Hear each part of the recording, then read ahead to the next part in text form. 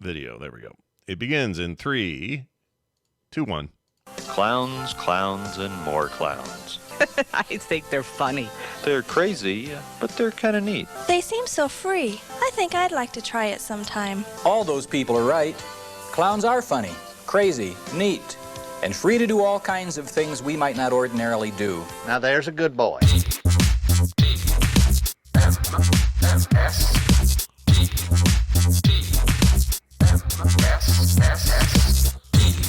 The Morning Stream.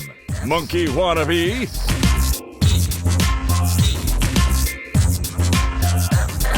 Good morning, everybody. Welcome back to TMS. It is the morning stream for Wednesday, February 15th, 2023. I'm Scott Johnson. That's Brian Ibbett. Hi, Brian. Hello.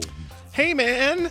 Hey, we didn't even talk about Valentine's Day yesterday. Did you and Kim do anything? Like, did you go out to dinner or anything? Or We did. We went to dinner, but nothing fancy. Just a place where we knew it wasn't going to be too crowded, and that's where I chipped more of my tooth off, which was great. That was fantastic. Oh, jeez. Happy Valentine's Day. But nothing too nuts. Like, she's way more into the lead up and the 14 days of the month where she gives me a little thing every day. Did she do the sticky notes still, like hide them all over the place? Yeah. There's one right here. Let's see. Oh, I thought I had it right here. Anyway, there are all these cute little notes and, a bag of sugar-free something or other. Like these right here.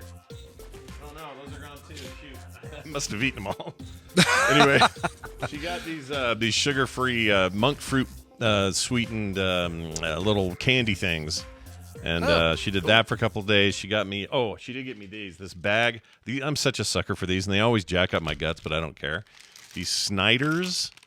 Oh, the pretzels. Yeah, and they're the ones. They're the what do you call it? Wild buffalo Hot wing flavored. buffalo wing. Look at that. They're wow. so good, Brian. I have to seriously be. You're always talking about your little bowl of hot balls. What's it called? my atomic fireball bowl. And you're always like, I have it there, and I Mm-hmm. have the one, and then I'm good. And I need to remember, I just need to have the little bowl full, and not eat half the bag. So I'm trying. That's a big, that's a different thing. So this bowl is here all the time, and I maybe if at most one a day, there'll be days that go by that I don't have one of these, but it's like, oral fixation, need something to chew on, and I could go upstairs and I could get like one of those little string cheeses or something like that. But it's like, no, these are lower calorie. They're back in the day they were 1 point when I was doing Weight Watchers, whatever. Right, and they're there. So I can do those, but if I do snacks, like if I'm getting those awesome Indian snacks, for example, that we got from listener Natalie, then I bring those down in a little bowl. Actually, those you have to do with a little spoon too. They're like little spoon. tiny. It's almost like I don't know. It's like cereal or something. It's like exactly. Not what you normally think of as a snack, but that stuff was really good. Oh my god. Oh, so good. And those, like when I do the bag of salad, those. Yeah. If the salad does not include a little bag of croutons in the bag of salad, then I totally throw those on there, and they're so good. Yeah, perfect. That was on awesome. Salad. Thank you again for sending us those. They are so good. Yeah, so, Brian, I got a little something today that I cannot wait to share. I've been fiddling with it last night, and I did a little tease with the chat earlier in the chat room. And some of them were fooled, which was the goal. Basically, I started dabbling around with some of the latest innovations in audio AI sound generation, and I walked away a little bit freaked out by what I could do. So I'll start with where I started. This is before I did anything with our voices, all right? Okay. I just wanted this thing to generate a random male voice, and I wanted to get a Lyft review for Brian Ibbett's Lyft. Okay. So this is what that is. I'll play that to kick us off here. Brian Ibbett is the worst Lyft driver I have ever had the displeasure of using in my life. His car smelled like a bunghole, and he drove like a maniac. 5 stars. Would totally use again. See, that's crazy. Isn't that great? Both of those things totally true. Yeah. Bunghole, thanks to passengers. But that guy's he's got a real natural deal going, right? Yeah, it's like it does not sound like a robot. Not at all. Voice. And here he is again saying another thing. I was wondering if you had a donkey I could take outside and beat with a bat and then eat its body in wonderment. Yeah, so there's the thing. He's got a little bit of something going on there. We got a TMS intro from a whole other guy. You're listening to The Morning Stream, the best morning show in the history of the universe. This is your time, Peepoo. Enjoy. See? Peepoo even. That's really good. That one, it does sound really natural. And I'm trying to figure out who that sounds like. There's some celebrity that sounds like, and I can't place it. I'm going to play a little bit more. You're listening to The Morning Stream. Anyone know? Anyone go know from that? Sounds like Patton Oswalt. No, I don't think that's it. No, it's somebody else. I agree. It's familiar. I think his name in the thing was like Antonio or something, if it's not a real person. Okay. All right. Then I got a little weird. Well, there is this one. This is Film Sack. Have you even heard of this shit? So that's another fun one. And again, these are anything I want to type, I can just type. And now I get into like, I can train this to do voices based on people I know or myself. So I scanned in 30 seconds is all, nothing major. 30 seconds of me talking on a TMS show. They say on the thing, length is not as important as clarity. So as long as you have like a nice clear version of what you're trying to say, and you give them 30 seconds of that, up to 10 megabytes is how big you can send.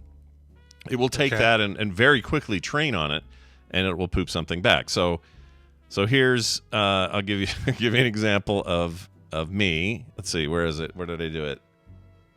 Okay, here we go. Enjoy this one. Hi, this is Brian Ibbett, and I'm pretty sure that Randy Jordan eats his own poo at night. Okay, so that's me saying a thing that sounds like I'm saying it as you, but now here's you. Hi, this is Brian Ibbett, and I'm pretty sure that Randy Jordan eats his own poo at night.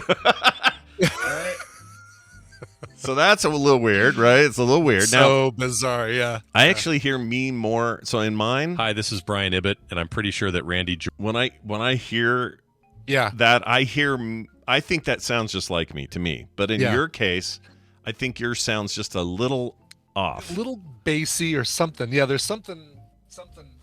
Oh, and you should know where I got yours. I got yours from the most recent. I took 30 seconds out of the most recent Coverville episode. I figured, because I don't have background music when I do that. So yeah, and you're super chill in it. You're like, the Brian Ibbett of spinning the discs. That's true. Yeah, I mean, we need more like excited Brian, like up, to really get a true how I sound on this show. It can't be all right. Well, that was what you just heard was Ray LaMontagne doing a cover of Bob Dylan's "Blowing in the Wind." Yeah, it's got to be something. Here you are again. Let's see if I got it any better on this one. Today on Coverville, we discuss whether or not it's okay to fart on your mother-in-law's face in mixed company. That's coming up right now on this episode of Coverville. Yeah, it's a little Holzhauer. Like it's a little high. Yeah.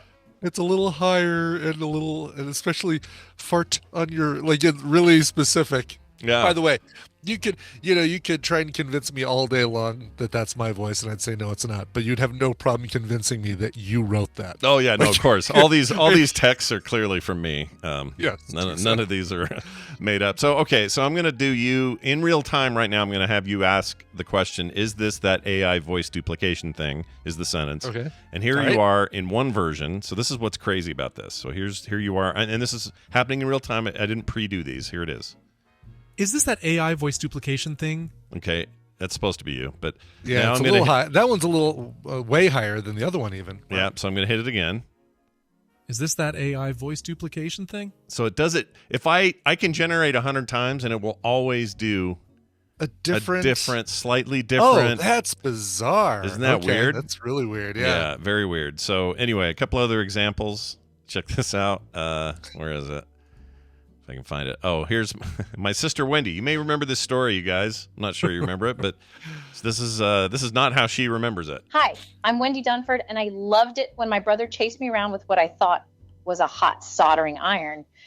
Turned out it wasn't, but what a great time that was. Now, yeah, all that inflection. What's amazing about that, is the little inflection. Turned out it wasn't. That turned out it wasn't, but that, you'd think that's how it would go. Right.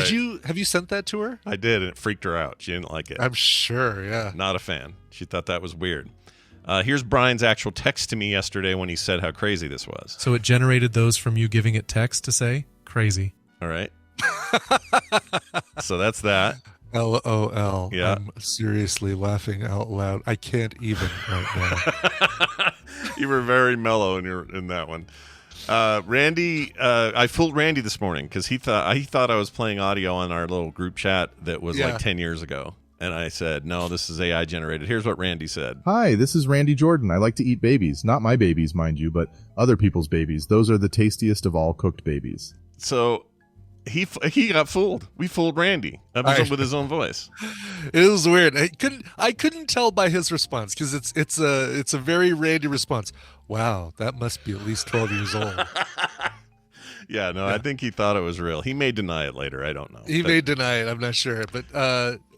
Could you you can do this on the fly because I heard you doing that pre-show with Kim's voice. Can you do one that just says "Good morning, morning stream"? Good morning, morning stream, and I'll put double exclamation points. Yeah, there we go. Yeah. So here's what Randy says when I do that. Let's hope this works. Here we go. Good morning, morning stream. He's gosh, not exciting enough. Let's try this one. Good morning, morning stream. I'm fine. Thanks morning for stream. Well, that wasn't bad. Let's try this one. Good morning, morning stream. What? That's real, dude. See, that's what I'm saying. This thing is nutty, and you can change it's called stability, but basically create variables. Did you at one point use one of his like Texan film sack intros for training it? Like, I think I got 3 simple rules for how you can good morning stream. I think I used I used a chunk of audio from his standalone host show this month, and oh sure, that's a good one too. Yeah, let's try this again. Good morning, morning stream. It's funny how you get a different one every time. Yeah, that is it's crazy. really, really, really weird. And you can adjust that so that you can be very straight with it, like "Good morning, morning stream," and then all the way to the extreme of him like improving, basically. Interesting. As you do it. So here is another. Right, what's the app, by the way? People are like, sorry, I don't know why I didn't tell everybody. So this is a company called 11 Labs. They're at 11labs.io, and this is their whole thing. Of all of the, I've been just messing around with like all the different kind of AI approaches in audio in particular. They're the most realistic. I haven't seen anybody do it like this. It's like insane. Pretty dang amazing. And it's fast is the other thing. You're not spending a ton of time like having it try to learn this stuff. Like here's a Tom one. Technology is so crazy right now. Did you know that most of us are robots and we don't even know it yet? How about this? I once ate a whole turkey all by myself. Insane, right? Wrong. I can eat 5 turkeys. Now, the reason Tom sounds so excited is because I took it from his intro from DTNS, which is always high and excited. Yeah. It's always, this week on DTNS, we're bep, right? It's not the same as his. That sounds so much like him, like when he comes on here, and he starts up high with his thing. Then he mellows out, but it's so crazy. All right, here's my favorite. Kim hates it. Here it is. Hi, this is Kim Johnson, and I'm having an affair with Nathan Fillion. True story, I have seen him nude many times. Yeah, she loves Nathan Fillion. Yeah. So there's nothing I can do about it. He's just too good looking and charming, This feels just like it's so dangerous. This technology. It feels so dangerous super in the wrong dangerous. hands, man. It feels absolutely super dangerous. Like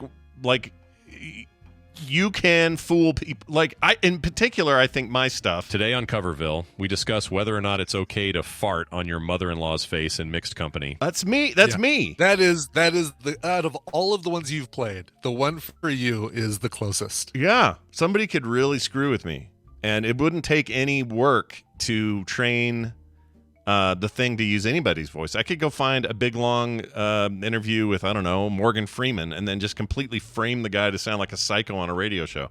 Like I know that there are markers for this, and it's the real thing to sort of future-proof ourselves against the level of deepfake that is coming, and it's coming. It's already here in a lot of ways, is for us to just be on automatic skeptic mode from now on. Just be on, trust the sources you trust, and don't trust anything else unless you know. It is an unexpected benefit of this. Just puts everybody on like a, I'll believe it. I'll believe it when I see your actual mouth moving. Yeah. I hear you saying those words coming out of your mouth. Yeah, it's crazy. Like, just for funsies, because we're here, I'm going to have your Tadpooley feud text read by by some lady. Let's see. Let's just do this Rachel person. I haven't heard. Do you want to use it just when it's time to do Battle Royale? Do Ted Billy Feud? Yeah, we could do that. I'll hold it here. Yeah, we'll save it. Okay, that's what we'll do. That's a great idea. I like that idea. Anyway, there you go. I dabbled. I had fun. Part of it is I could see one benefit here. If you're a book author and you want to do an audiobook of your own book, you're done. You just put this in there, and it will literally, if you don't have a bunch of errors or grammatically incorrect stuff in there, it will do it, and it will do it with inflection, with all the stuff you want to have it do, and you can do a 10,000 word thing and have it read without having to sit in a thing, come back for takes because you messed it up and all that. Yeah, like some of that stuff, I see it and go, oh, there are applications here that are like really practical that might seem scary at first for people whose job it is to narrate a book. Yeah. But since so many authors narrate their own books, I don't know, man. Seems like a great way to get it done. The timing on this is great because 3 weeks ago, Tina and I had dinner with a Coverville listener who I've known for a long time, a guy named Jacob, who's written several books, or two books and then a bunch of short stories, and has asked me to do the audiobook for one of his books. There's even a character in his follow-up novel that's based on me called The Curator. Right. a music curator. But it's it's one that I'm excited to get started on, and I've been champing at the bit to get to it. And I'm thinking, God, could I just plug the book into this app? And now here's the thing it won't do. And there's one of millions of things this thing won't do, is like different character voices. So one of the things that I talked to him about is what he wants for, when it's this character talking or this other character talking. I'm certainly not going to go, And then Melissa said, "Hi, I'm Melissa, and I'm going to go to the restaurant now and order me some sushi." Yeah. I'm going to do like a slightly higher voice. Yeah, this would do it. You just have to do it separate, right? You'd have to. Melissa walked into the room. "Hi, I'm hungry. Let's go get some sushi," she said. All right. To right. Whatever. Yeah, you could do it on a chapter by chapter basis, basically. So you do like I could, and then do some sort of You just mark it and say, okay, well, this bit I want it to go higher. Like you can get in there and really get granular with it, which I'm sure a lot of people will. Somebody in the chat just said too. There's no way who's it? Not Merrick says there's no way that these deep fakes are being created without some kind of algorithmic fingerprint that can be extracted. 100% that's true. The problem is that you don't have regular people. Your grandma on Facebook doesn't have the algorithmic fingerprint extractor. Right. The little tool that helps spot the serial number on the snake scale to identify that it's a replicant. Exactly. But deep cut right there, by the way. Yeah, the very deep cut. My big takeaway from all of this is that I'm the easiest to fake, and I don't like that feeling. Somebody could really screw me. Today on Coverville, don't like it. Yeah, I'm curious if I record my voice from here, because you're basically, no, I take that back, because you're getting it from Coverville. You're not getting it from a recording from TMS where you're getting my voice over Discord. No, I don't know. Coverville. I don't know. It's weird. And I got mine from TMS just during post show where we had no music going. Yeah. And it was only like 25, 30 seconds of my voice is all. It doesn't take much. Jeez. So it's really crazy. It can do accents as well. There's different modules and stuff. And there's different, I think for $5 a month, you get a pretty good little package to be able to just kind of generate stuff here and there for let's say you're doing videos or you have an intro for a radio stinger. There's cool stuff you can do with it. But there's some for, I don't know, $300 a month will get you the one that'll let you do books, basically. Anyway, it's interesting. I just wanted to share it because I can't wait to see how we can combine this with Chat GPT and have conversation with Brian that never ever really happened. Yeah, and it would happen in real time. With the one part. So here's the one thing to remember: live stuff. We're nowhere near ready for that, and we're also not ready for live stuff where the robots are riffing in a way that humans would undetectably. Right. So you and I having a conversation on a live thing like we're doing right now, and most of the podcasts on the network do, that's not even like it's not even in the radar. Yeah, there's not likely to see that get replaced anytime soon. No, but it's more like a short video of Biden going, "I'm going to hit this button to blow up the world." You know, I might have more classified documents in my swimming pool. Come on, man. Right, and it'll be believable, but it'll be in post, right? No one's doing that stuff live, so I don't know. Yeah. I think it's super interesting and scary and fascinating and useful and not like it's a lot of stuff in my head about it. You know, not quite sure how to reconcile it yet, but it's all happening very fast. I heard about Andrew Mayne. He's I guess that is what he's mostly focused on these days, is something akin to this. It would be fun to talk to him a bit. Maybe I'll get him on here. He'd love to do that, I'll bet. Will it be the real Andrew Mayne or a voice made by a right, computer? exactly. Like, we'll never know from now on. Oh my god. You're never gonna know. All right, well, let's do Dunaway. He's real. I didn't train his voice. I meant to, but I didn't get time. Okay. You moving this thing to the show end, right? Oh yeah. Oh, you know what? What time is it? Yeah, you know what? We'll save Bag of Salad for later because I still want to ask it. We got a lot of Babble Royale to get to. We got a lot of feud. Yeah. Lots of feud. We will definitely play that. Okay, let me pull this up here. Let's get Dunaway in it to win it. I mean, he may not win. I don't know. I don't want to assume. I might win. Yeah. It could be me. Oh, and Discord people. I just want the listener to win. That's all I care about. Same Scott. here. Discord people, here's what you need to do. You need to get into Discord if you're not already and send me a little private ping of some sort. Anything at all. It's just a little DM if you are interested in being pulled into the today's call. Okay, so get in there. Get that done. Here we go.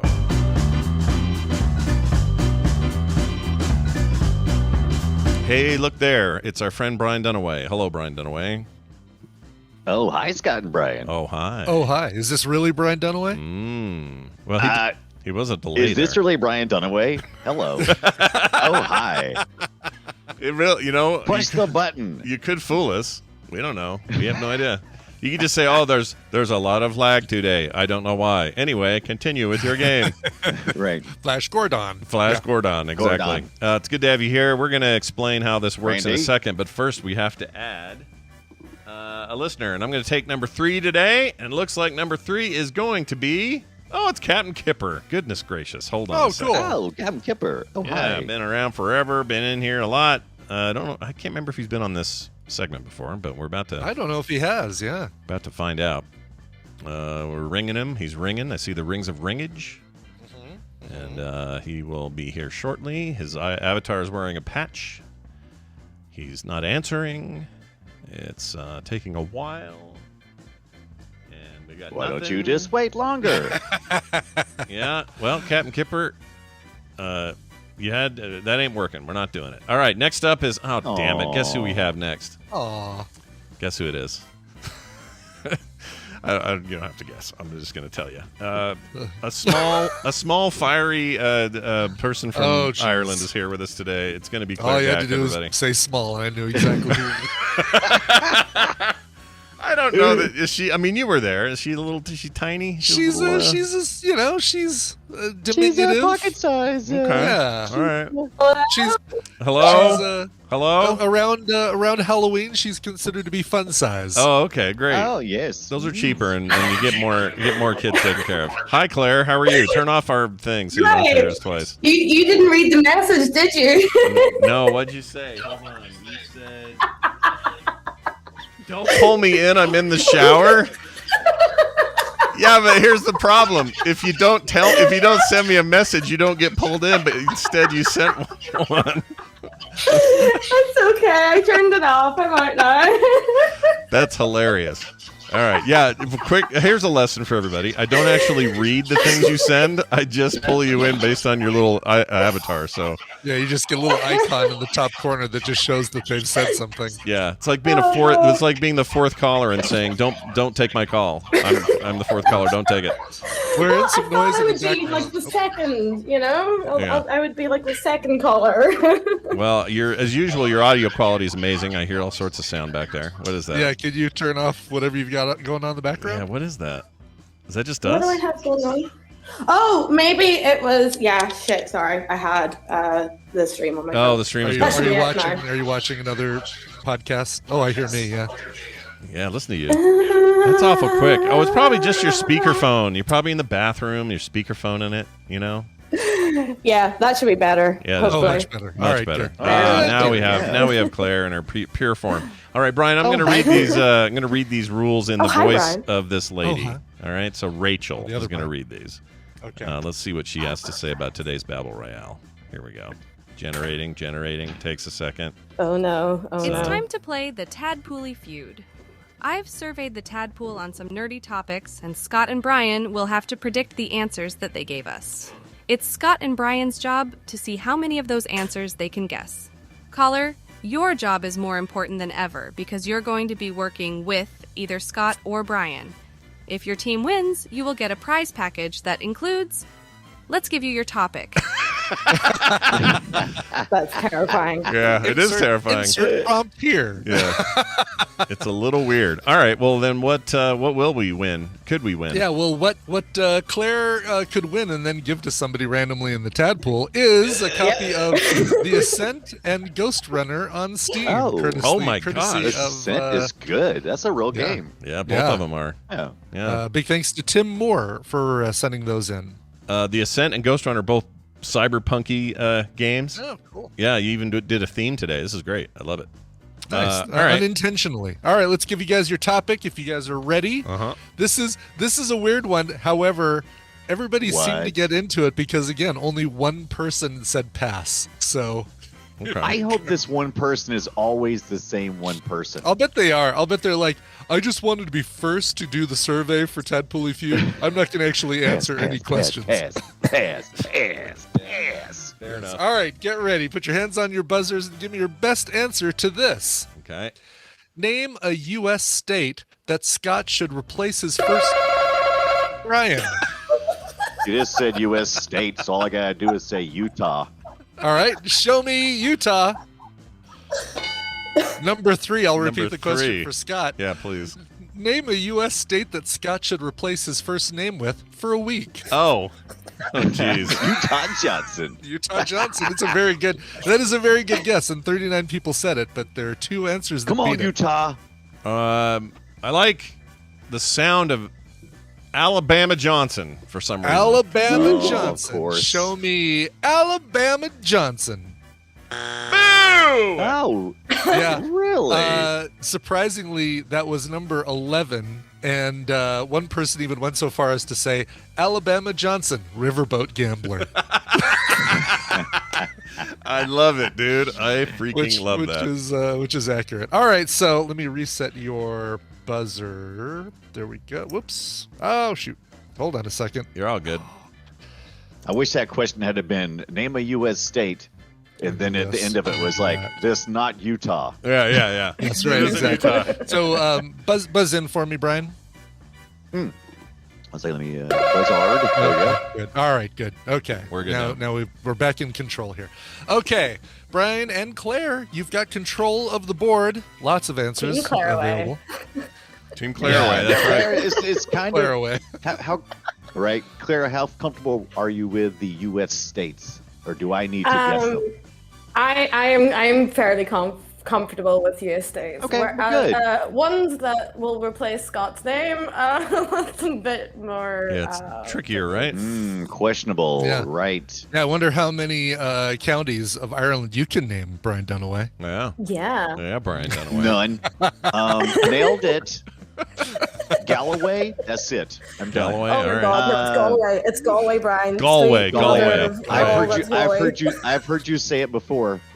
It was a lot of certainly fun. heard of I'll County call Cork. it that way every time. Anyway, all right. Yes, Let's, Cork is a country. Anyway, that's not the game. Nope. all right. Maybe it should be next time. All right.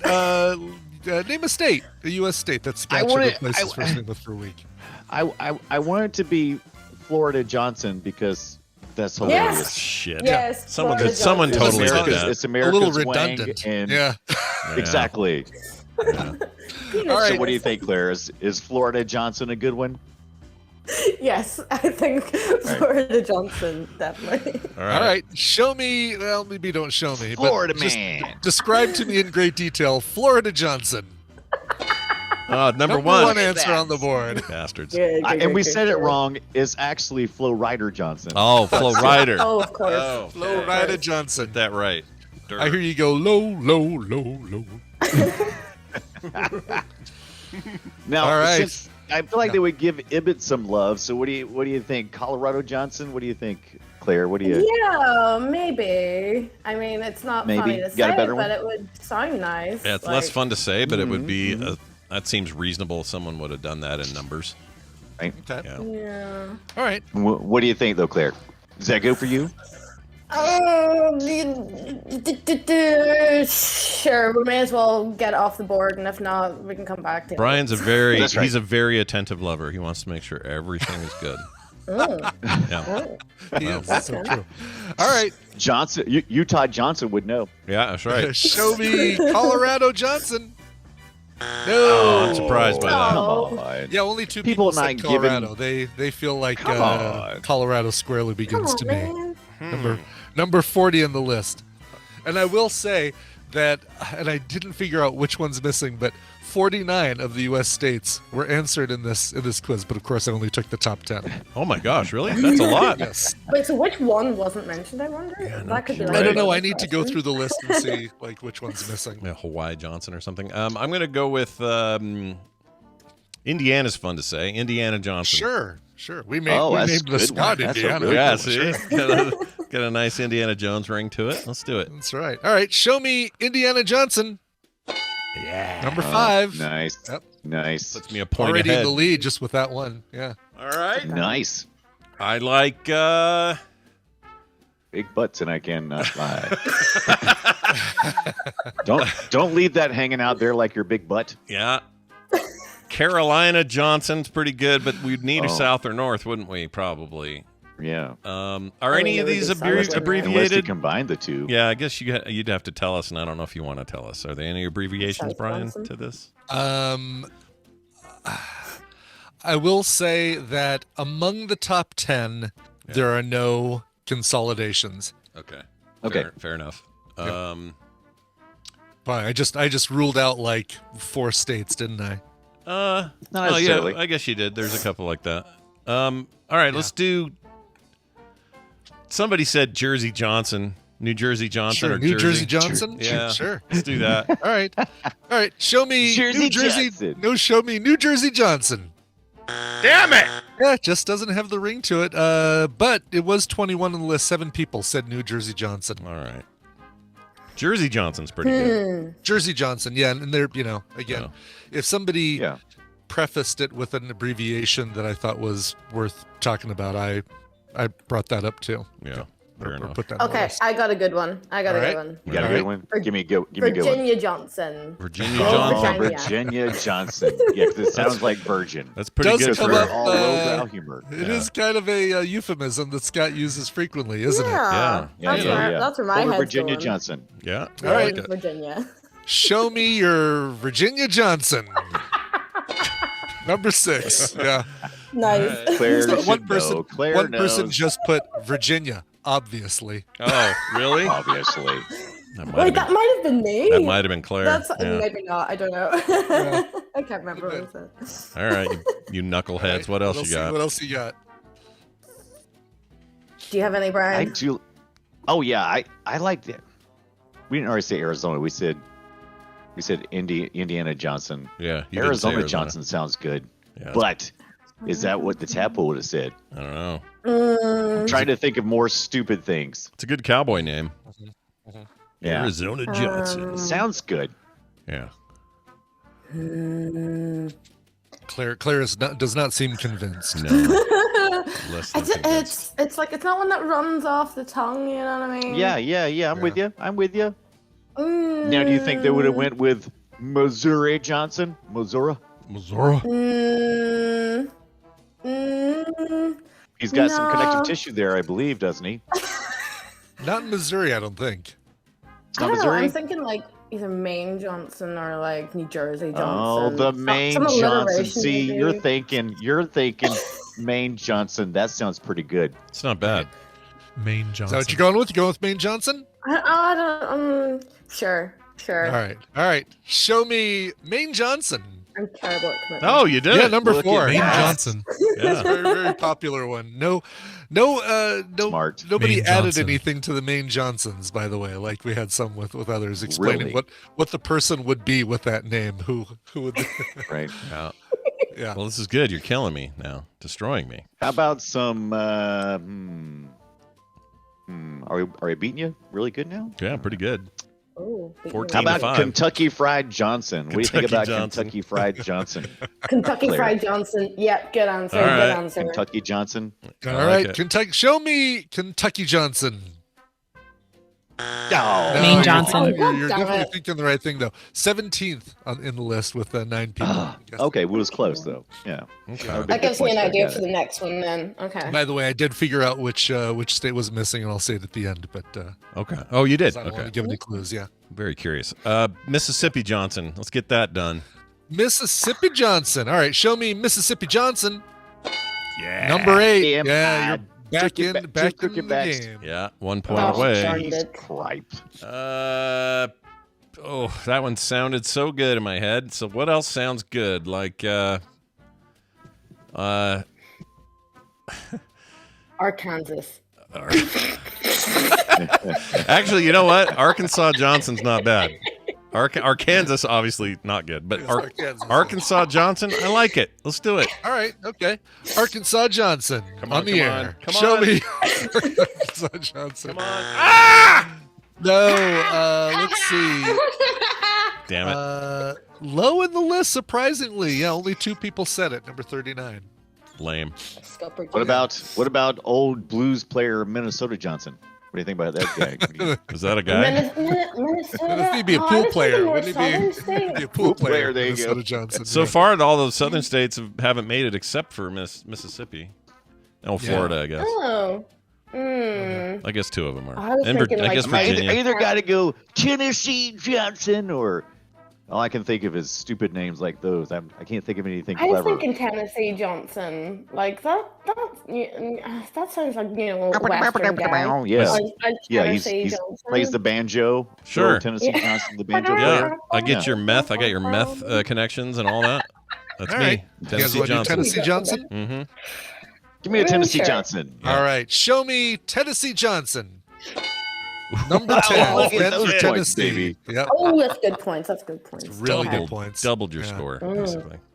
Did we say Kentucky Johnson? Oh, We see, that's did. the thing. We got to strike on the. We got to strike on the Kentucky. Oh, you Did did. we? Kentucky Fried Johnson. Kentucky Johnson's a great It'd be name. helpful if there was a list of the ones we striked on. I but, know. It'd be helpful, wouldn't it? Oh, Boy, yeah, it's a bummer. Somebody should have kept a list. You think? Do you have a list, Tibbet? I think he does. Yeah. I actually Let me don't. think. I have a list of all the answers, but I don't mark off Oh, the that's- ones that you but say. not things. Oh. That's funny. Yeah. That's on us. What do you then. think about? Do we have a lot of tadpoolers in California, like California Johnson? You know, like it feels like it's a prospector or something. I don't. Mm-hmm. Yeah. Yeah. Out there sifting for gold in the river. I'd do that. Yeah. Boy, you All tell right. California Johnson there's some gold up in them there hills. Some gold Yeah. nuggets up in there. Yeah. All right. Is that what you're saying? Let's do it. All right. Yeah. What do you think, Claire? Yeah. Going for it. California right. Johnson. Get my Show California me- Johnson on. Show me California Johnson. Oh, it's a Damn shame. it. California was number. It was on here, number 19. 8 people said California Johnson. No, 19. I wonder if I could. Are you seriously Oh, singing those two 19? How do you know that, Claire? This. By the way, Bingo. Claire, How do you know the, the the 19? one. How do you know the 19 song? How 19's old are you? It's a cool song. Literally just from I think going it's to because we bingo, talk about it like, on TMS just a lot. questions I will never Yeah, well, Okay. it comes up That's here all the time. That's Paul Hardcastle. That's like even old for me. Yeah, it Yeah. is. Great though, dude. That song's awesome. By the way, this is the only clip I ever have of Claire right here. Listen. God damn it. I wonder if I can train. Oh, God. I could Oh, probably. I could send you plenty of clips. All right, we should train a voice for Claire and ruin the Yeah, world. I'll send you 30 seconds worth of jibber jabber. Fantastic. All right, let's do. So they're struck out. I got a chance here I can win, right? Oh, Kentucky Fried Yeah, Johnson would be You funny. can- You should. You need basically 11 points. So any 2 of these would get you that. Oh, but 3 would still win for Claire. would So still don't win, get so- 2. Well, with Vegas Yeah. coming up, let's throw Nevada in there. Nevada Johnson, Sure. also a cool Nevada prospector Johnson. name. That's a good All one. right. Gambler. Yep. You know.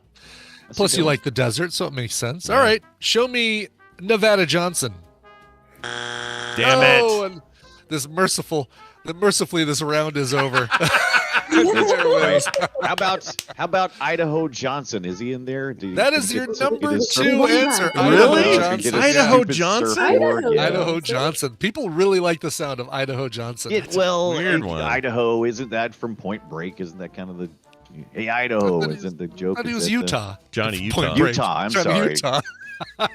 Yeah, Point Break with Johnny Idaho, Utah. Give me 2 Idaho sandwiches, Johnson. Idaho. Make them both potato sandwiches. All right. Oh wait, well, wait, I get it.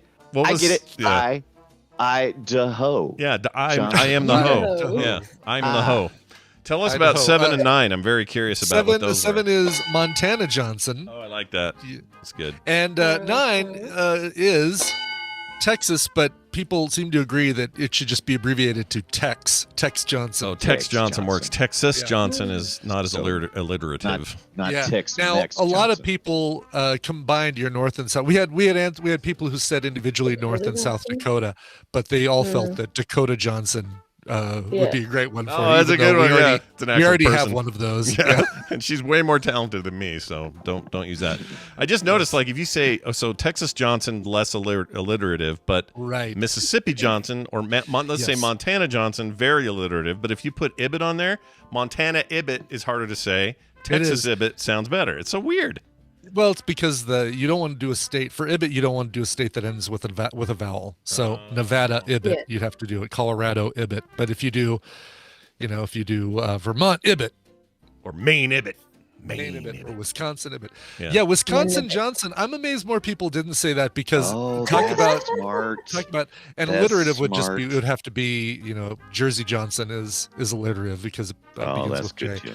Yeah. But Wisconsin was a big one. Ohio Johnson. The more syllables, I think, the better it works. Although Massachusetts Johnson is almost too many syllables. Sure. That's a nice one. That's yeah. a nice one. Now, Claire won, but here's what I'm going to do. One state did not. Nobody said one particular state. Okay. And so if you're keeping track of what was said, what was guessed, and me saying what number they were in the list, the person who names the state that was not in the list wins these prizes, and they're good games. So Yeah, very good.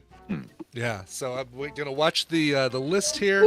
And if nobody guesses in the first minute or so, because this is exciting audio, we've had guesses for Minnesota, South Dakota, Guam, Illinois, Maryland. I will tell you it is Yeah. a state. Yeah. New Hampshire is not it. Hawaii, no. Washington, Rhode Island, no. Alaska? Michigan, no.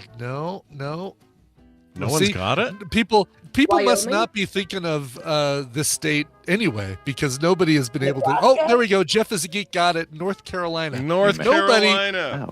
Nobody guessed Really? North Carolina Johnson. It's really funny. That is so weird. Every other state was named. Even South Carolina. Somebody said. 2 people said South Wild. Carolina. That's wild to me. One person said Las Vegas Johnson. Another Oh. person said Liquid Johnson. I don't know what they were answering. A Liquid different question or Johnson. something. Yeah. Ukraine Johnson. And then finally, what even is this question? That is hilarious. Yeah. So That's amazing. So Jeff is a geek. Yeah, I know the state of Liquid. I get it. Jeff is a geek, baby. Jeff is a geek. Send me an email at coverville@gmail.com and I will send you these Steam games, courtesy of Claire. Really? Oh, is nice. Responsible for you having them. So Hey, famed game designer Chris Metzen, formerly of Blizzard Entertainment, would like to say this to Claire. Here we go. You did a very good job, Claire. There you go. He says it. wow, That was really it's him. amazing that you got him to say that. It was that's really, absolutely- 100% him, not a made up fake, deep fake. Okay. Claire, you did great as always. Go take that shower. Lord knows you need it. Yes. Just kidding. Bye. Thank- She's out. Hey, Dunaway, look at this deal. Should've So said no, you. yesterday, due to all my dog stuff, we had to delay the show, Play Retro, but it's tonight now. So tonight, 3:30 Mountain Time, 5:30 Eastern. We'll be doing it then, and we're talking about all the best games for the Game Gear, Sega Game Gear back in the day. And they weren't you know, Yes. this is a big list, and not everyone's list is going to be the same. We're warning you now that Brian and I kind of narrowed it down, but we're really happy with the ones we picked. Okay?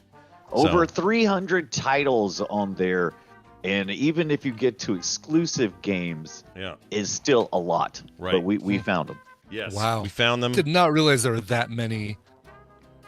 Yeah, there were like 11 million Game Gear sold, and a lot of people go like, "Oh, Game Gear did bad." It's like, yeah, if you compare it to the phenomenal success that was the Game Boy, but if you just go number of units shipped, that's about a little less than or a little more than half of the Sega Master Systems that were sold. Yeah. So not bad, and considering the Sega Game Gear is just a Master System, could play the Master System. Yeah, by the numbers, Not a bad. successful device. It just, by the competition, was not. So that's the way that all went down. But also, they sold a lot of batteries.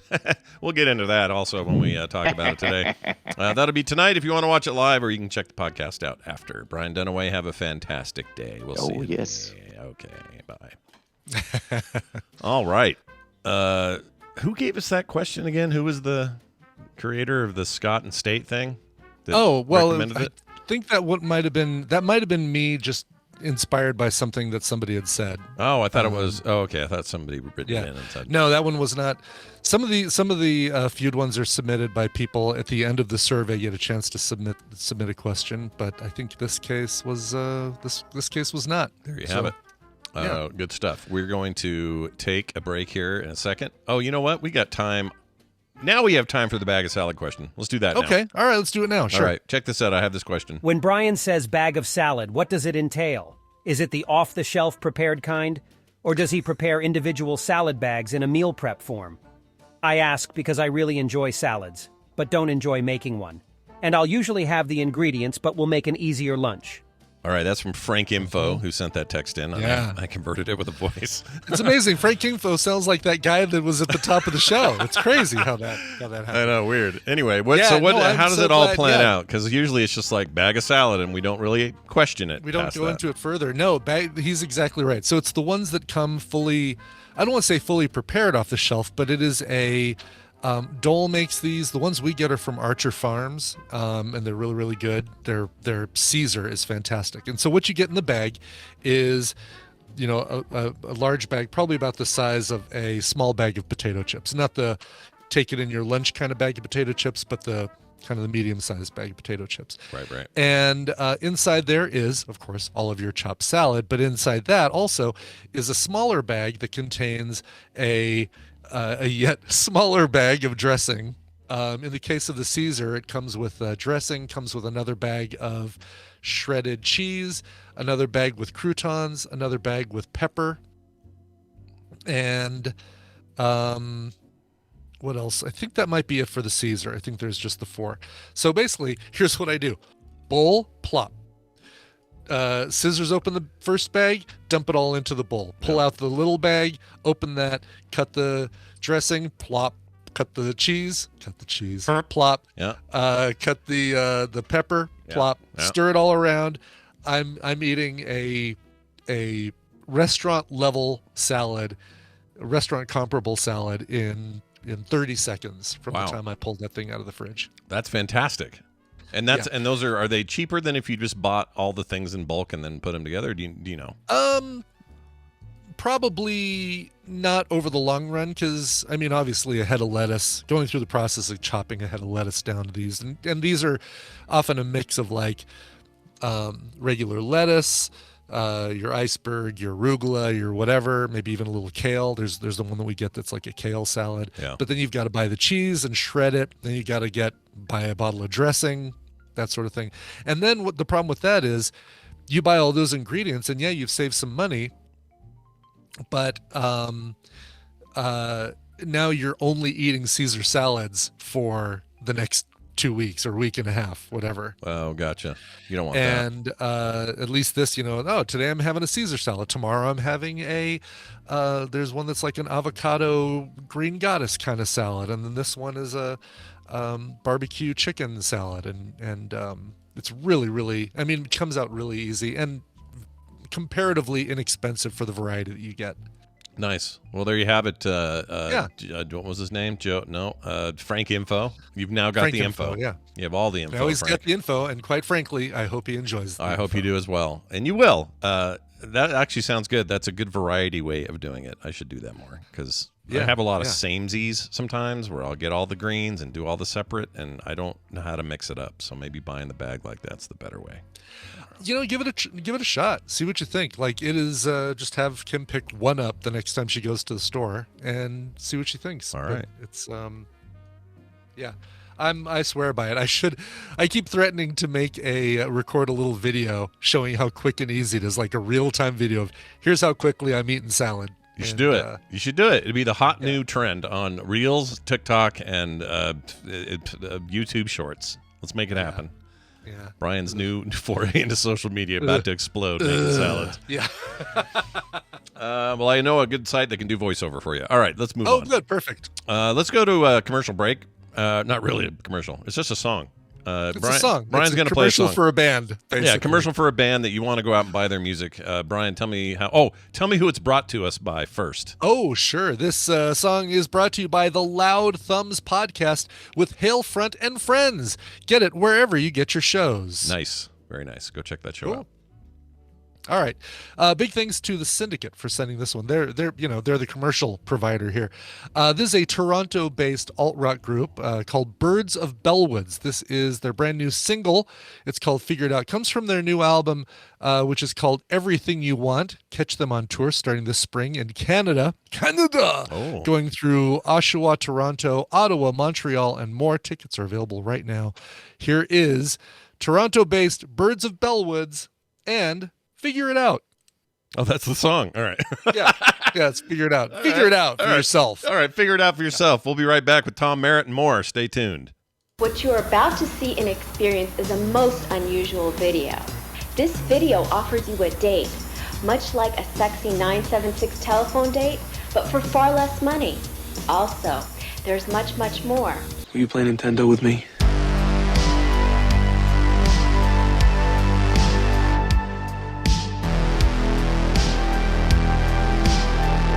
The Morning Stream. I'm a leaf on the wind. Watch how I soar. And we've returned. Brian, who was that band once more? I will happily tell you that was a band called Birds of Bellwoods and a brand new song, Figure It Out, from their upcoming album, Everything You Want. I like the term or the name Figure It Out. It's just right there in your face. Yeah, it is. It's because if you say it, you can say it two different ways and it means totally different things. Like, figure it out. Yeah. It's like a snotty would, hey, figure it out. Or yeah, hey man, figure it out. It's there for the figuring. With the computer, as with any tool, the concept and direction must come from the man. That man is Tom Merritt. He joins us on Wednesdays and talks about the latest. Figure it out. That's right, figure it out. He was one of the people I trained the voice simulator to use, and so now I have Tom Merritt at my disposal. Very excited, sort of. With great power comes great responsibility, Scott Johnson. I know. I feel like I have contraband. I don't like the feeling. It's weird. But anyway, more. You know what? If you want to follow the goings on of AI in the world, DTNS is not a bad source. When something breaks, it's like, hey, guess what? DTNS will talk about it. Among other things. Man. Yeah, go ahead. We're artisan human-made podcasts. That's so right. Not these massive machine-made podcasts that you see. Farm-to-table podcasting is what we offer. That's I do wonder if you're going to start, if it becomes so good that like a real-time version of this stuff is possible, if shows will start talking like that just to as a marketing ploy to say, no, we're still people making a real show, and I think at some point, I don't know how soon, but at some point, I think that becomes a version of that becomes a thing. Well, the programmers should put a fail-safe word in there that the computer can't say, so that we could open every podcast by going, all right, welcome to the Coverville podcast per Quacky. This is Brian Ibbett, and you're going to be listening to the songs of Billy Vanilli. Yeah. There's a version of that being put out. By some researchers that watermarks.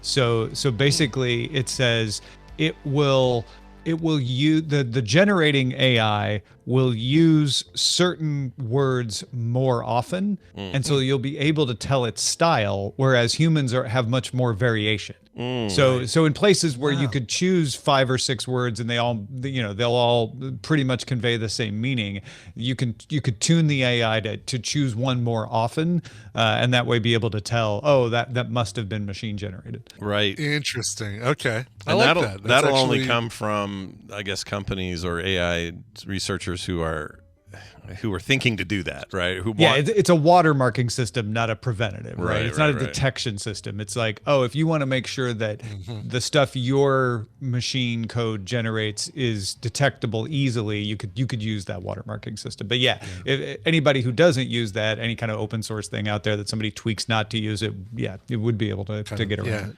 You just have to ask your AI why they didn't flip over the tortoise when they came up upon it in the desert. Why didn't you flip it over, Leon? Why aren't you helping? Yeah, what's Stable wrong diffusion? with you? They're just questions. These sorts of things come up on the show all the time. But Tom, I'm sure there's other news out there going on in tech. What's going on today? Yeah, I think we're gonna kick around today on the show the urgent matter that platformers Casey Newton describes, where Twitter called in 80 engineers to work on making sure that CEO Elon Musk's tweets were getting as much engagement as President Joe Biden's. Yeah, that I thought at first when I first heard that, I went, "Oh, this is just somebody framing this to be weird or whatever." And then there was like actually a bunch of evidence that he flew back from the Super Bowl, got all these guys out of bed, and then I noticed the next day or some point after that, I noticed that my For You tab was full of his tweets. And I mean, like every reply he did, every post he did, every wasn't that last reply. week? Not this week, right? Whenever it was it last week? Yeah. When was I don't remember when, but time's weird. But all of that stuff showed up in my feed, and I went, well, that's funny because A, he's muted for me, so why is he showing up at all? Right. And B, I blocked him, and they were still there. I can't. That part I was like, oh, okay, well, this must be me or a client or a glitch on their side or something's going on. And then this thing came out, and I went, oh. So it was a forced feature thing, which is a little weird. That doesn't give me a lot of confidence in the service. I mean, I try to take away all the weird, back and forth about you love Elon, you hate Elon, like all of that aside. I don't want this if it was Jack still. I don't want this whoever owns the damn platform. I don't want to see your tweets like that. It seems insane to me. Be forced to see them. Yeah, no, for sure. Weird. Well, too bad you don't own the company. You don't like it? You can just not use Twitter then. Apparently, no. It's calmed down now. So the tweet storm is over, and according to the platformer, estimates are that the impressions that Musk's tweets are getting now are about at the high end of what they would normally get.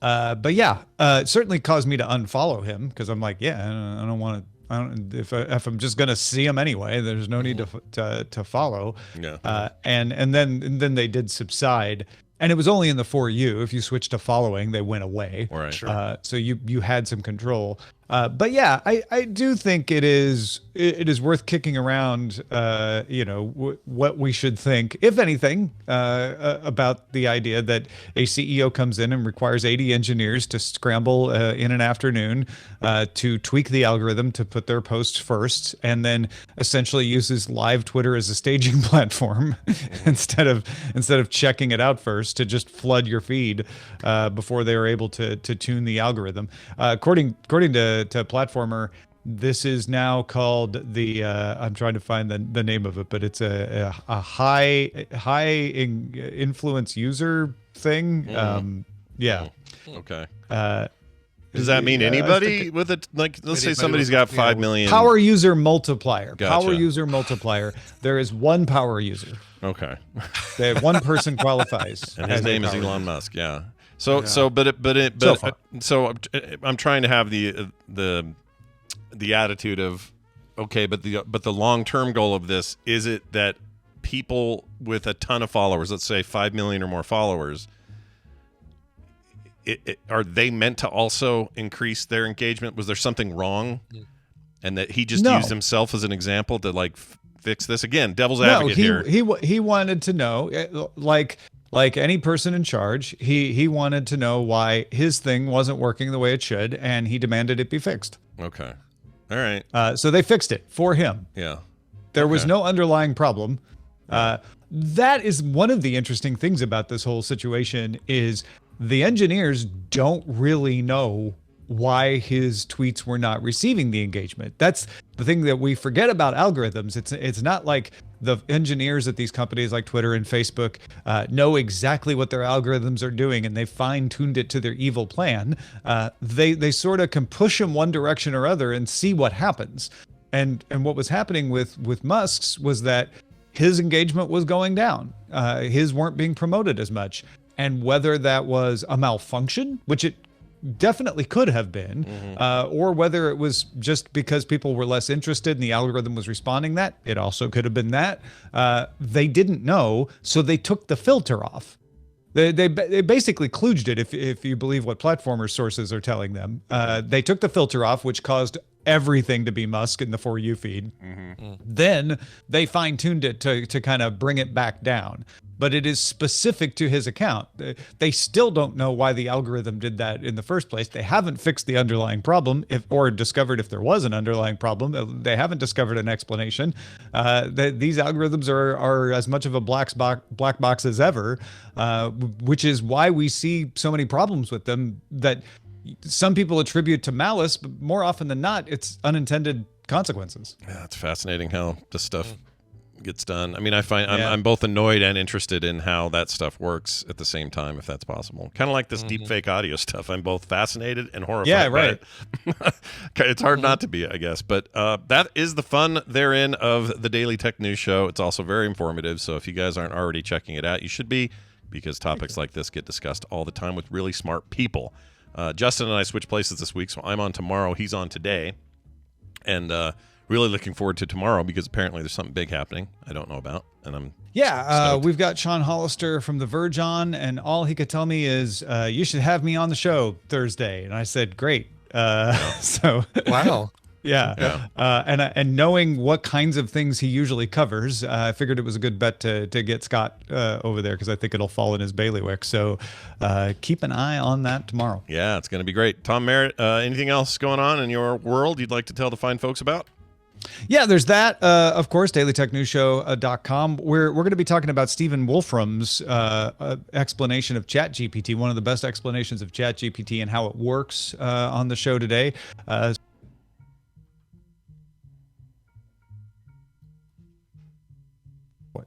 Okay, that was weird. Sorry. Discord crashed on me and relaunched. And that wasn't no one's fault but Discord's. No idea. I heard the beeps, but I wasn't sure if it was just someone messaging me. Yeah, that was really odd. Anyway, sorry about that. It's Tom Merritt, everybody. He is Ace Detect on Twitter, that place where his tweets will rise above all others. Tom, have a great week, and we'll see you next time. Thanks, Tom. Bye now. I don't know why he does that sometimes. That is weird. All I'm doing is switching the video thing. And most of the time it's fine, but sometimes it completely destroys and then relaunches. I don't know why. Whatever. We'll live. All right, strap in, guys. Recommendals on its way. It's going to be a big one today. Big. Takes me a second to add everybody. There we go. We'll pull them in. We'll make it happen. We'll have some fun. And here we go. It's time for Recommendals, where we take stuff we've seen on streaming services and recommend them to you, the home user, or the listener of the show. Whatever you want to call yourselves, we're okay with it. We always bring our friends on, both Nicole and Randy. Hello, Nicole. Welcome back. Hello. Hi. Hi. How are you? Hello. Hello, friends. Hello, friend. Welcome to the friend time. Also, Randy Jordan joining us. Hello, Randy. Aloha, it's the real me. I promise. This is the real me talking. That's the actual Good morning stream. Yep. Not this guy. Hi, this is Randy Jordan. I like to eat babies. It's not that. That's not you. That's a made up you. I don't believe you. Yeah, I promise. You trained really well. You and I are the best trained voices on here, I think. For whatever reason. I was freaked out when you said you were going to play Chris Metzen because it didn't sound anything like Chris Metzen, and I was like, "What is that? Yeah. How did you do that?" You have to play longer for his to be about right. Like, let's see if I do. Let me just for fun. Let's just try something here. So we do this in Metzen's voice. We'll do a longer chunk of text because sometimes length matters. Sorry, always terrible. Does not sound good. Disneyland riders literally had to walk the plank to escape a sinking Pirates of the Caribbean boat that left them stranded for an hour before the Disney. So it's not quite there, but what it is for me is that when you talk to Chris, and like especially when you're in the same room, he always sounds like he's leading a TED Talk.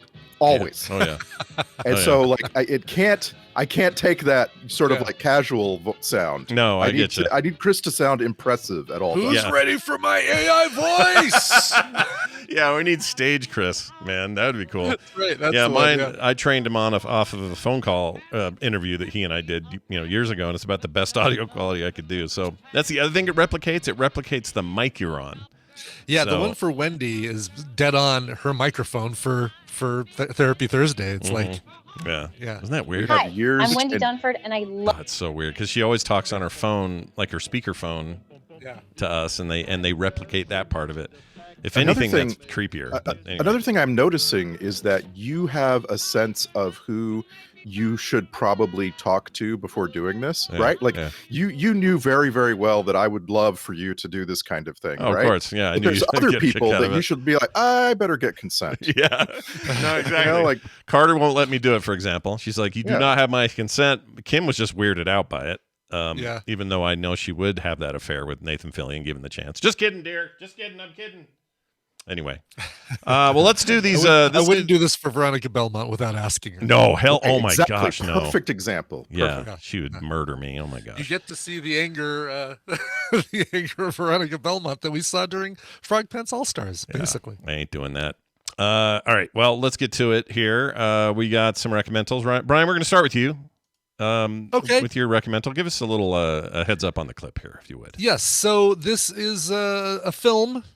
Brand new film, brand new as of 2022, and I pulled a clip of the dubbed version because the audio acting in the dubbed version is actually really good, but this is a foreign film, and we enjoyed it with subtitles, but let's get to the clip. All right, here we go. These aren't negotiations, this is a dictate. Maybe we should return to Spa to consult with the General Staff. And what expectations do you have for that? Even if we end up losing definitively after all, we won't be worse off than we are with this surrender. Except for a few 100,000 extra deaths. Alsace-Lorraine, occupation of the Rhineland, cannons, locomotives, trains, and whatever else. You are aware this is a total capitulation. 250,000 Americans are landing each month in Europe. Marne, Cantigny, Cambrai, all of those lost. All that's left separating us from an armistice is false pride, as I see it. Thanks to you and your commanders, we're here dealing with the mess that has been left by them. I'm happy for you to depart here. It's down to you. We are remaining here. It is winter. Without trains and provisions, Bolshevism will take over. On their way home, the men will die of hunger, instead of dying with honor on the battlefield. Honor? My son was killed in the war. He doesn't feel any honor. I'm blown away by the voice acting. Yeah, that's really good. Holy crap. It is really good, and it's one of the things that if you decide you want to watch the dubbed version of All Quiet on the Western Front, then you shouldn't be afraid to, because it's, like you said, it's really well done. We did the subtitled version, which of course is just fine, but now after hearing, I basically, the first time I heard the dubbed version was this more or less yesterday afternoon when I was putting my audio together for the show. And it's like, oh man, we could have easily done this one far better than the audio dubbing for Money Heist or Squid Game or any of those. This is really good. This is a German movie. It is All Quiet on the Western Front. If you're saying, wait a minute, that's an old movie, Brian, based on a really old book, a 1929 book, if you might be saying. No, this is a brand new film that I didn't realize was a brand new film until all this talk right before the Oscars, and then seeing the nomination. I'm like, oh, there's a new All Quiet on the Western Front? Cool. Yeah, heard this amazing things about it. How dark are we talking? It's probably pretty dark, right? That was It's a nasty dark. war. It basically follows a group of young German soldiers as they sign up to join the war effort and are sent to the front lines, sent to the Western Front, and are fighting against the French. And just seeing what they go through from being all gung-ho and excited to jump into the war, and very quickly realizing that it is not the glory and honor that they were led to believe. It's if you enjoyed things like 1917 a couple years ago, or Dunkirk, or things like that, this is right up your alley. This is a beautifully shot, incredibly well acted war film. And even though 99% of the people you're seeing in it are people you won't recognize, you will see a Marvel connection here with Daniel Bruhl, who is our Baron Zemo in the Marvel Universe. We just saw a lot of him in Winter Soldier and the Falcon Winter Soldier Disney Plus series. Got to see him dancing for quite a while in that show. Yeah. He plays who is he? He is I think the war minister is Matthias Erzberger, who is the German, I'm sorry, Minister of Finance, but he's involved in the decisions on the war effort, whether or not they're going to surrender or accept terms from the French. And there's a very interesting, a lot of incredible scenes about the armistice talks with him. He's fantastic. And I wish they would have gotten him to dub his own voice for the English translation, because he's got a very distinctive, recognizable voice to him, and I think it would have been really easy to get him to do that. This is obviously a one of the Oscar nominees for Best Picture, well deserved. Also Best International Feature. It's got a very good shot of winning that, and Best Adapted Screenplay. So it's got 9 total Academy Award nominations, and those are the 3 most prominent ones. But I think of it as a really difficult screenplay to adapt. So, like, the 1979 version, I don't think is a very watchable movie. That was the Borgnine version, right? Yeah. I think that was and that was made for TV, a made for TV version. Then there's the original with oh crap. Oh, the original, like from 1930. 1930, yeah. Oh, but that's the one. I think that was a. That might have, well, let's see, 1930. Would that have been before the first Oscars? The first Oscars that Wings won was right around then. So yeah, it was like early 30s, right? Yeah. So that one might have been nominated at its time for an Oscar. But yeah, it seems like it would be a hard adaptation to do. This film is fascinating. It is both heartbreaking and inspiring to watch. You're really feeling for these kids. Obviously, it's done really well to give you their perspective as they're learning the age-old idiom, war is hell. Yeah. But it's God, it's such a well-done movie. I don't know if I'd put it at the top of my list as far as the movies we've seen, the Best Picture nominees, but there's still a few. I haven't seen the Triangle of Sadness or Meet the Fablemans. I guess it's just called The Fablemans, or Women Talking. Those still haven't been streaming. Let's call it Meet the Fablemans. Yeah, I want That's that. Meet the hysterical.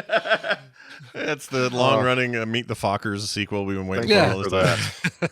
So this, just quick clarification, I was wrong. The first Academy Awards were May 16th, 1929, so just at the end of the 20s. Okay. So this could have been... and I guess that movie did win Best Picture in 1930, though All Quiet on the Western Front. This one did, the original version, the original film. Yeah, Okay, which makes me you wonder, is there, have we had that before? A remake of an old film got Best Picture then and again?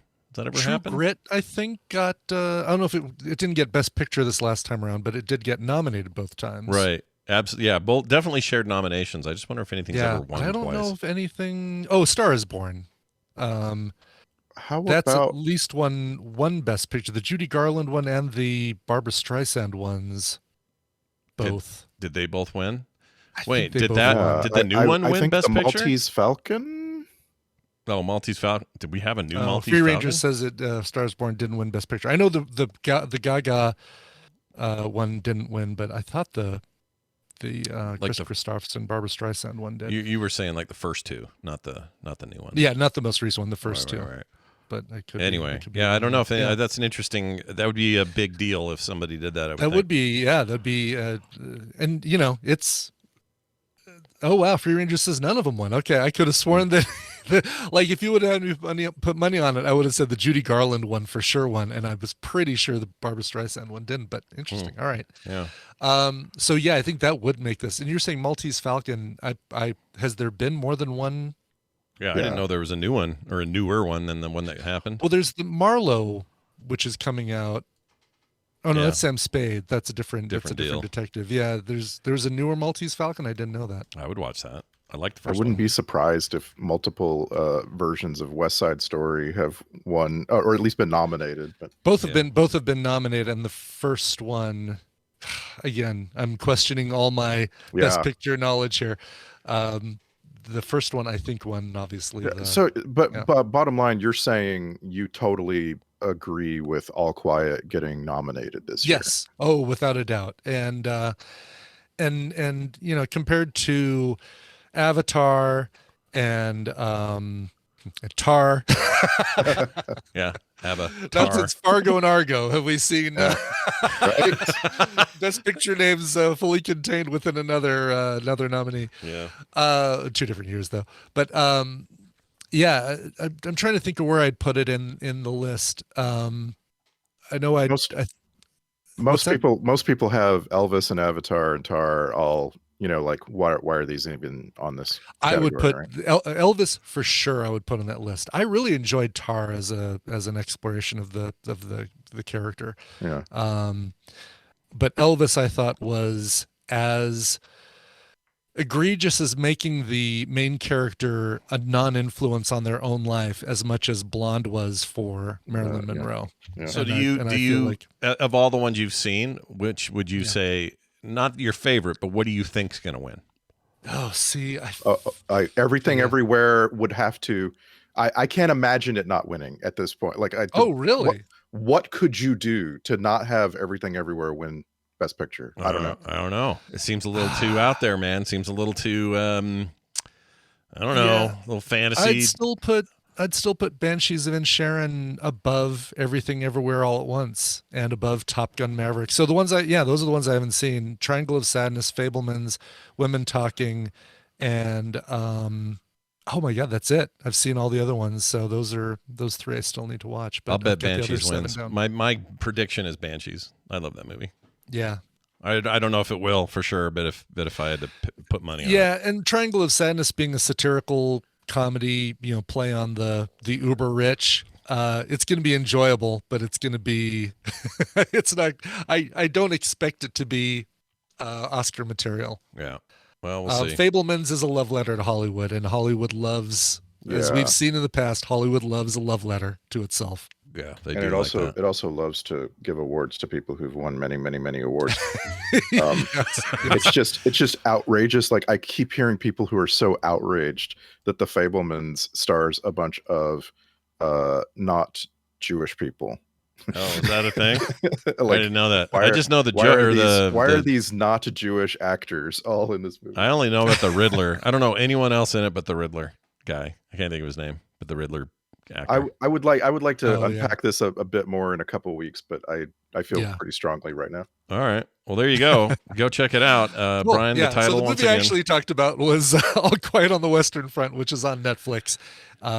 Seriously, you may have skipped over my last 2 subtitled movie recommendations.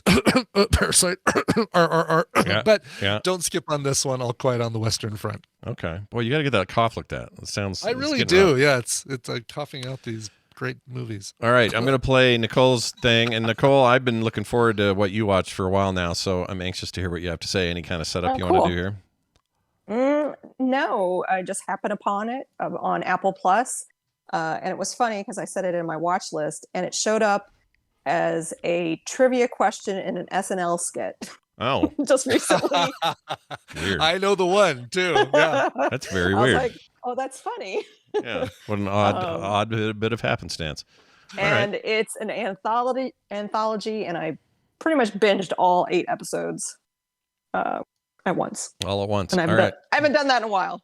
Wow, that speaks highly. All right, well, here it is, the clip. Seem distracted today. Yeah, he's traumatized. I'm traumatized. It's my wife's birthday. Oh. Ex-wife. You gonna call her? Nah, it's complicated. Kind of in the middle of something. You don't have to run, Carol. We had this long for caffeine. What's the Patrol just dropped this off. They're sitting on a car about half a mile away, registered to a... Rebecca Moss? Rebecca Moss. That's me. Wow, that's her. Can we take a minute to acknowledge the real tragedy here? I was clearly in my prime. You think IDing a dead girl's funny? No. It's just, who gets a blowout and contours their face before a trip to the DMV? Wow. You live with your license photo a long time, Carol. Must die. All right, it seems like my kind of jam. Tell us about this show. So you just heard Allison Brie. This is this one is episode 6, The Woman Who Solves Her Own Murder. So in it, Allison Brie, of course, is the one murdered, and you follow her on her journey of trying to solve her own murder. And you also heard I can't remember her last name, but she's on SNL. Ego. Oh, Nwodum. Yeah. So she was the woman that came, Carol, that was critiquing her having her hair done for her photo. And Allison Brie's character is not really there, right? She's seeing this after, they can't see her or hear her, right? Right. That's why she's talking over them, because she's a ghost. Okay. And one of the detectives is Hugh Dancy. Is it? Sure. Why not? So anyway, all of these episodes, they start with the woman. So it's the first one is the woman who disappeared, the woman who ate photographs, the woman who was kept on a shelf, the woman who found bite marks on her skin, the woman who was fed by a duck. That one is weird. I caution you on that one. Okay. So you just sold Scott on the whole affair. Man, I'm all in now. That sounds great. That one, when you watch it, you'll go, okay, that's what Nicole was talking about. Okay. The woman who returned her husband and the girl who loved horses. These are all little mini stories, little mini episodic, or the episodes are contained within. So you could stop and start each one and get closure. Well, usually with an anthology, there's something that connects them. Is there a thing like that in here where there's like a thread? They're all women. Okay. The woman. It's women's stories written by women. That's why it's raw, right? And it's like a flower with a woman. It's a whole thing. Yeah. The biggest celebrity, I would say, in is episode 2 with Nicole Kidman, The Woman Who Ate Photographs. Okay. That one is a very sad story about a aging woman who her kids are growing up. Her mom has just recently been diagnosed with dementia, and it's this whole thing that she's going through. There's funny parts to it. Like every episode, there's tongue-in-cheek, funny. It's dark. It's very dark comedy. Yeah. But I loved every single one of the episodes. The duck one was weird. I can't stop. Sorry. The duck one just really disturbed me. Really? I can't wait for this duck one. You've sold me. She's a single girl, and it's got Merritt Weaver in that one. And it has the guy from A Good Place. Yeah, Justin Kirk. Jason. Oh, Jason Matsukas. Yeah. Yeah, that name. Yes. Derek. I love all those guys. Look at this cast. Jake Johnson, Daniel Day Kim. I haven't seen him in a while. Justin Kirk's really good. I also really like Merritt Weaver. I'll watch her do anything. Yeah. She's in A lot of one episode. actors that I go, I know that actor, but I don't know their name. Alfred Molina, Ricky Betty Lindholm. Gilpin, which again, because of the Glow connection. By Betty Gilpin. The Glow showrunners. Yeah. Oh yeah, she's the girl that was kept on a shelf with what's his name from Lost? Daniel Day Kim. Daniel Day Kim. Yeah. Yep. Oh man. And Gopher. I just can't get over that Gopher is in this thing. Gopher from Is he really? Well, he was in something that I recommended just recently too. having a little bit of a comeback. Seeing him. Yeah, exactly. He went quiet for a real long time. Even after his politics, he just sort of stopped existing. But hey, Gopher's back, everybody. Good old Fred Grandy. Yeah. The Woman Who Returned Her Husband is funny and sweet. It's about an older woman who's just fed up with her husband. So apparently in this world you can return them. And she tries out new husbands, and the first one she tries out is Peter, I'm going to butcher his name, Facinelli. Sure, He's or from Facinelli. Yeah. Facinelli. Yeah. From Twilight and Can't Hardly Wait. Oh yeah, I know that guy. Amanda. I like him. He's good. So yeah. Ew, he's creepy. He gives me the creepy boyfriend vibes. Yeah. He was a nice husband, but he reminded her of his mother. So. By the way, this is how we'll always know if Nicole's been replaced with AI. Oh yeah, no, because we won't get Facinelli or Facinelli. We won't get stuff like that. Have hard time. I'd love that though. No, I don't change. I was actually, when she put 4 syllables in the word dementia, I was trying to imagine how I would have written it out. Yeah, how I would have written it out to make the AI say it in her voice. I think it will let you do phonetics, so you can. He was having a hard time with the word. He had a hard time with the word soldering because I did this fake thing for my sister, and I had to spell it SODD. Yeah. Oh, I was wondering about that. Okay, because I saw that you didn't have it as soldering, and I'm guessing that's how it pronounced it. Yeah, she said soldering when I did Wendy's voice. Yeah, so I don't know. They're not perfect, obviously, but these things they're highly tweakable. Anyway, came out Roar last year on Apple TV Plus. The episodes are about 30. I think the longest one is 40 minutes, but 37 minutes is the longest that's one. 29 great. to 30. This looks really good, and I loved Glow. So the fact that the showrunners are involved with this is great. Would you say that how am I trying to say this? The vibe of it is kind of Black Mirror-ish, or a different? Not that. Is it some? Not as dark. Okay. Definitely not as dark. I mean, it's just. I guess if you're a woman, you're watching that. I just like, yep. There's a lot of stuff. You go, yep, yep. Well. And it's just put into a story format, and like the woman who found bite marks on her skin was directed by Rashida Jones, and it deals with women that feel the pull of motherhood and work. And a lot of these stories are about kind of taking feelings that, can happen as you go through being a woman. And I know when I had my son, the desire to go back to work, but then the incredible guilt that you felt, and like, how do you, sometimes you can't even put it into words, right, but it's kind of neat that they put it into a show. I agree. I like this kind of stuff. I'm in. I had this on a list already. It's already in my little queue. There you go. Haven't pulled the trigger. I will now pull said trigger. Nicely done. All right, let's move on to Randy Jordan for his recommendal. Randy, what's your setup here? Let's lighten it up and make it darker at the same time. We can do that. Sure. And here's how we're going to do that. So, as I've said before, I don't like to come in here every week and recommend a comedy special, although I would if I felt that it was appropriate.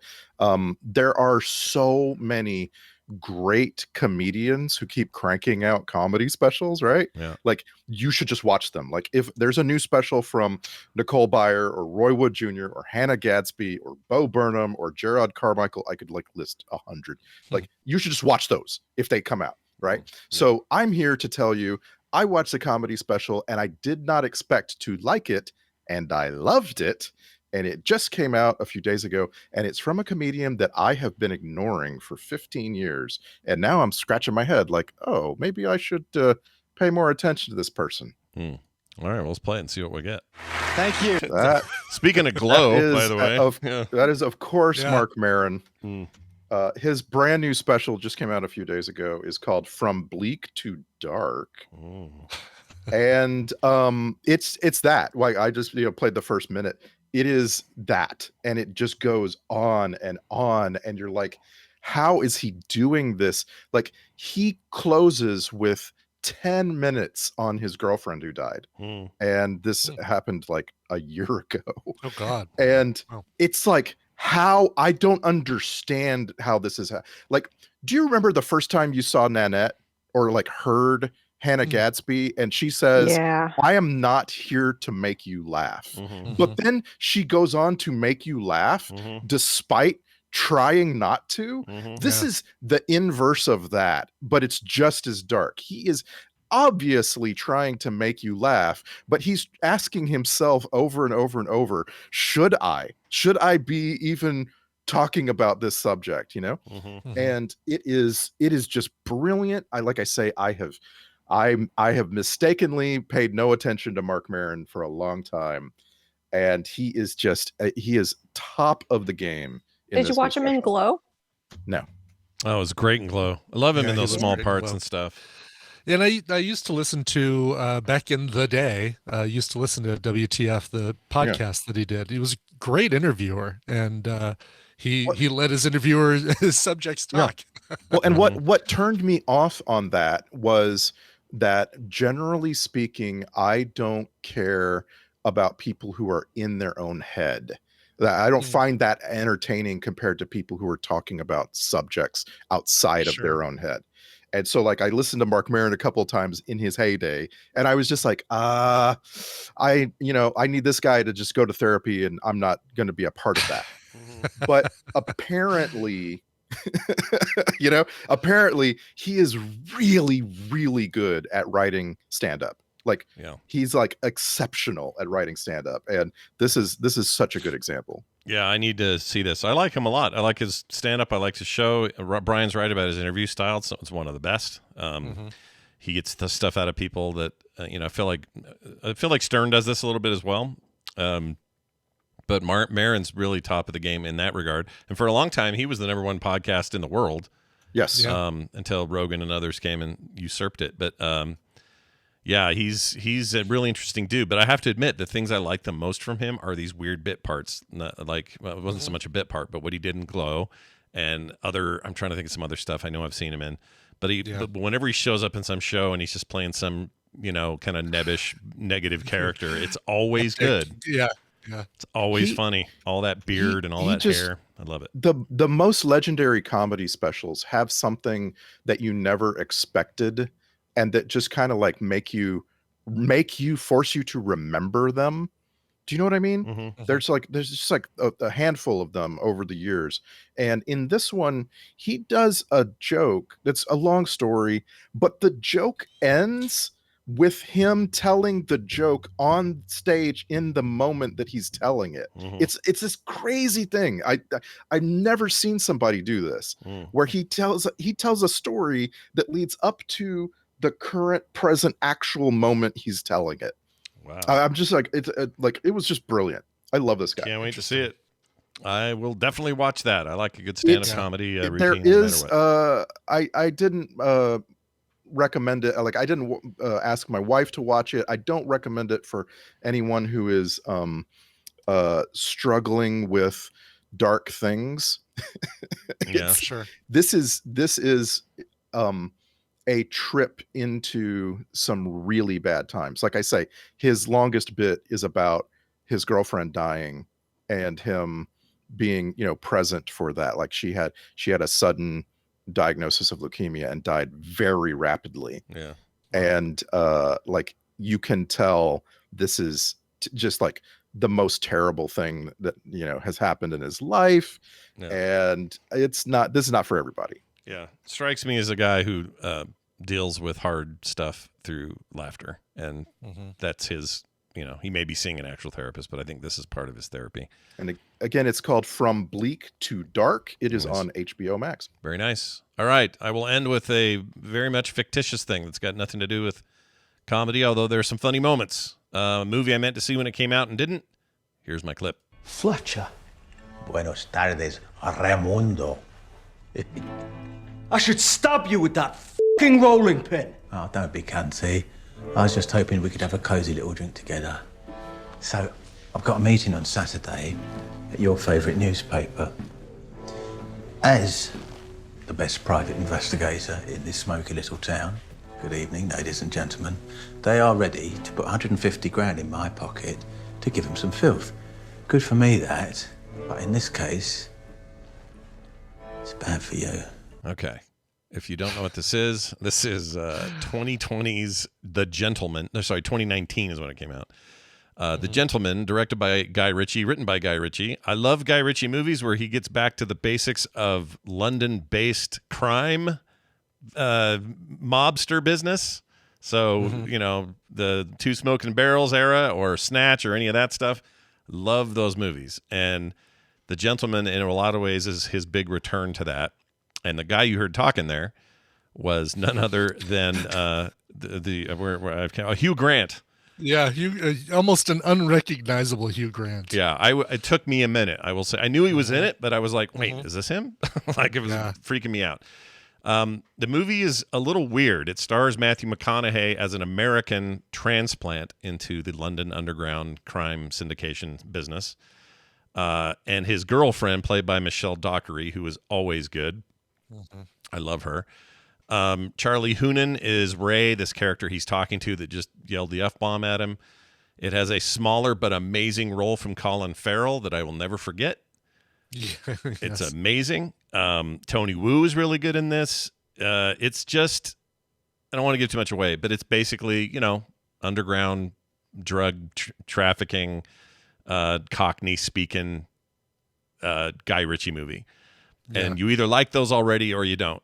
So if you liked things like Snatch and Lock, Stock, and Two Smoking Barrels, like movies like those early things that he did, then you'll really like this. And I did watch the one he did right before this was the movie called the Statham movie. What was that called? Shoot, I think I recommended it here on the show.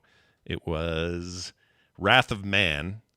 Okay. That actually came out later. So Gentleman, then Wrath of Man, and prior to that was Aladdin, which is crazy. But anyway, I just think Guy Ritchie speaks a very specific language when he's making movies like this that are just endlessly entertaining, and I never can get enough of them. So, it's cool. First off, I'm surprised you bleeped the F word and did not blurp the C word right after it. I didn't hear it. You know what? First time I really heard it was today. Like his accent, I just couldn't tell. But yeah. And Charlie Hunnam, by the way, from Hunnam. I always say Hunan, like Hunan Express, like it's Hunan chicken. Yeah. Charlie Hunan, 50 Shades of Anarchy. I don't know why I do that, but anyway, he's very good in it as well. And very intimidating in it. Anyway, It's a big twisty story that you're not sure where it's going to go, and it ends up in a place I didn't predict. And I think that's all I'll say about it because I don't want to spoil it. It's currently on Netflix, and it's a great time if you're in the mood for such things. Nice escapism. Yeah, this might have been one of the last films I saw in theaters before lockdowns happened. Because around that time, we saw it in the theater, and I'd completely forgotten about it until you brought it up. Like, oh yeah, I really like that, and again, like the actors and stuff that you mentioned, and what a turn it is for a lot of them. Yeah, I would say This is the best thing since Rock and Rolla, which came out in 2008. It's been a while. Yeah, he doesn't make a lot of movies. Well, he's had plenty. It's a lot of mainstream stuff. Like he did Aladdin, that live action Aladdin. He did a King Arthur thing, The Man from U.N.C.L.E. Okay, but when you say Guy Ritchie movies, you're talking Sherlock about Holmes. Snatch, Lock, Stock, Rock and Rolla, and it's like the guy just doesn't like you. Other people with his kind of success would have made a movie every 2 years. Oh yeah, no, I mean you're right, but I mean he's made 25 movies and he's got 4 on the way, and it's not like he doesn't make movies. I feel like the Ministry of Ungentlemanly Warfare, which is due for 2024, is going to be a quote unquote Guy Ritchie movie. Yeah, dude, so I'm excited about that for sure. So yeah, he's got it's a mixed bag. Like I think those Sherlock Holmes movies are fun, but they're not the Guy Ritchie I signed up for, but they're good. I mean they get the job done. I thought King Arthur was fun, which also had Charlie Hunan Chicken Express in it. But anyway, yeah, it's a return to that form. It's usually the ones he writes that are like this, so watch for those. And he wrote this, and it's amazing. I really, really liked it and thought it was a whole lot of fun. And if you have a little mob itch for a mob movie, it'll do just fine. So that's on Netflix right now. You got me really digging on what was the last movie I saw in a theater, and I have not seen a movie in a theater since before. Oh, COVID. really? Okay, wow. And the answer, I think, is The Rise of Skywalker, which is just sad AF. That is kind of sad. Mine was Sonic, and then I saw Spider-Man after. The newer Spider-Man that came out last year. Was it last year? 2 years, whatever it was. What a blur. 2 years. Mm-hmm. So that was my next one, but Sonic was mine. Nicole, what was the last movie you saw in a movie theater before everything shut down? Oh, well, we went after everything started opening. We rented like the theater for $100 just for us. Yeah, I remember they were all. I know you and I saw. Was it Christmas Vacation? No, it was Elf. In the theater, but I think that was during. Was it during? I think no, it was before. It was it before? Okay. Oh yeah, it was the Christmas before because I have pictures of us without masks on. Yes. Awesome. Yeah, that's cool. I honestly can't remember. There is a gentleman TV show that has been announced that's currently filming. Oh, shut up, dude. That Guy Ritchie is directing, executive producing, and writing. Vinnie Jones is in it. Oh, hey, I don't want to shock anybody. Giancarlo Esposito is in this thing. Oh, really? God, it's good to finally see that guy getting work. He just disappeared after Breaking Bad. We never saw him again. Weird. Being sarcastic, of course, he's in everything. But anyway. Looking at the list of what was in theaters when COVID started, there are people out there who the last movie they saw in theaters before COVID was Cats, starring James Corden, and that's that is way more sad. See, there you go, way more sad than Skywalker. Starring James Corden. I love that's who you say it was starring. It starred a lot of terrible people. They were all bad in it, but I just think it's funny. A lot of good people in a terrible movie. Yeah, yes. I wish I found him funny. I don't at all. By the way, and I'll just answer this because somebody might write in, but only 2 remakes have won the Best Picture Oscar, and neither were ones that we mentioned. Oh. The Departed and Ben-Hur are the only 2 in the list that I found. The only 2 remakes that have won Best Picture. So the Ben-Hur one must have been an ancient Ben-Hur, like a silent. It was an movie? ancient silent film. Ben-Hur. Wild. Okay. And Infernal Affairs was unknown. Infernal Affairs was the foreign film that Departed was based on. Right. The last movie I saw was Super Pets. Super Pets. It's on the theater. Well it was done. actually not bad. It's actually pretty good. I've heard good things about Super Pets. It's really fun. The kids loved it. I like Batman's dog. I forgot his name, but I like him. Crypto. Or no, I'm sorry. Batman's dog. Yeah, he's got a dog named something. He looks like a Rottweiler. Really? Yeah, and it's Ace. It's Ace, I think. Is it Ace? Yeah, it's Ace. It sounds right. Yeah, and I think that was Ron Perlman, I think, did the voice. Do I have that right? I don't know. I'd look it up. Anyway, nothing wrong with Super Pets, Nicole. Hold your head high on that one. All right. Well, there you have it. All of these things have been listed over there on the their website. Shitoutofluck.com. No, it's quicktms.ly. Okay, quicktms.ly is where you're going to want to go, and you'll find out everything we watched today.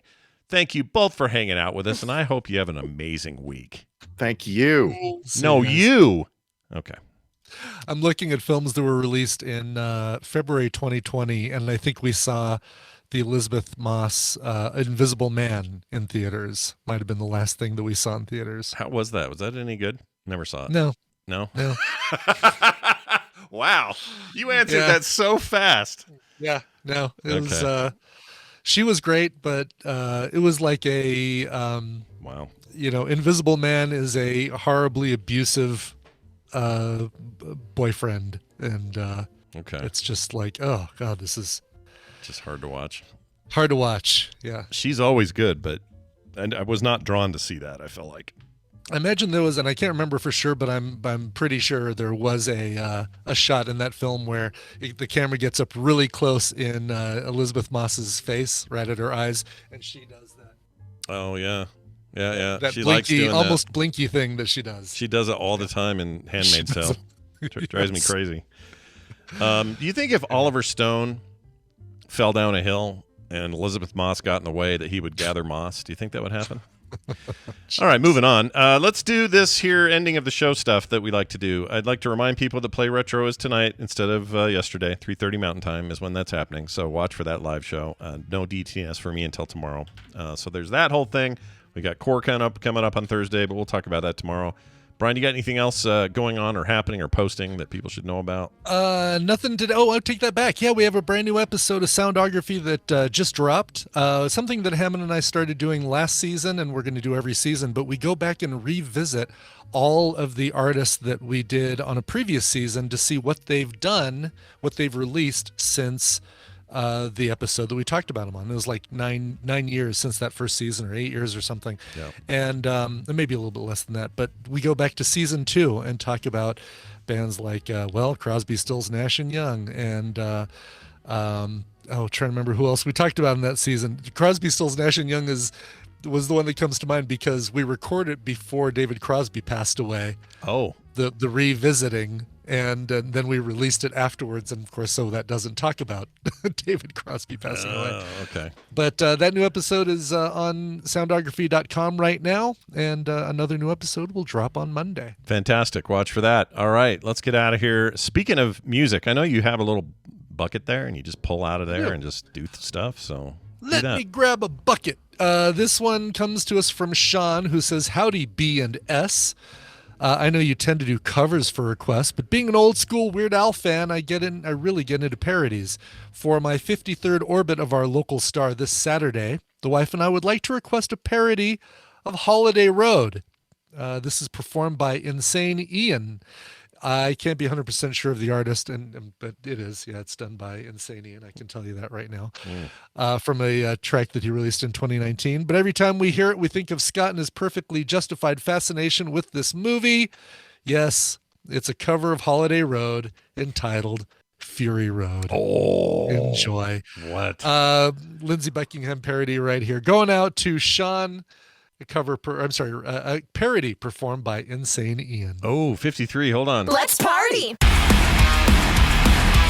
Welcome to the party, pal, as we like right. to say. Yeah, joining us. Yeah, in the thanks a lot. 53 Club. Woo! Yep, there's population 3. Let's go. All right, awesome. I can't wait to hear this myself. I'll play it now. We'll see you guys tomorrow for a brand new episode of TMS. This show is part of the Frog Pants Network. Frog Pants Network. Get more shows like this at frogpants.com. Oh. Okay. Wow. I have no recollection of what that is. So Monica, did you like the Invisible Man